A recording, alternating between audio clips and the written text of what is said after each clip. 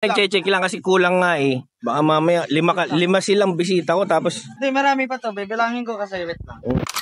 Easy go.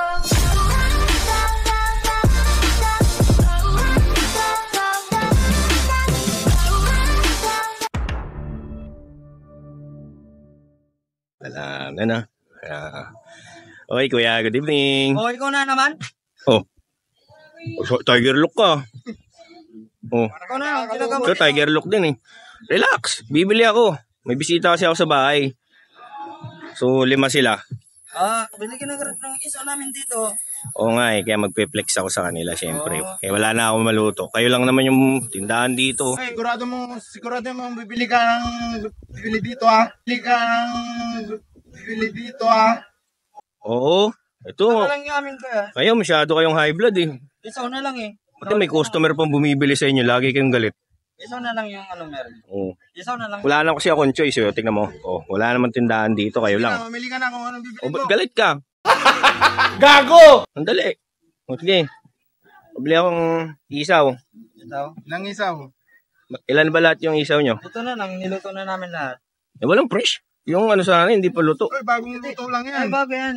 Talagang kasi ilalat na namin. Iluluto na namin sana para sa amin. Kakinitan na namin. Wait. Kaso dumating ka eh. O, sige, sige. Ilan lahat yan? Saan ka rin bisita mo? Taga ano pa yun? Tagaling pa silang Baguio. 5 sila. Pagyo?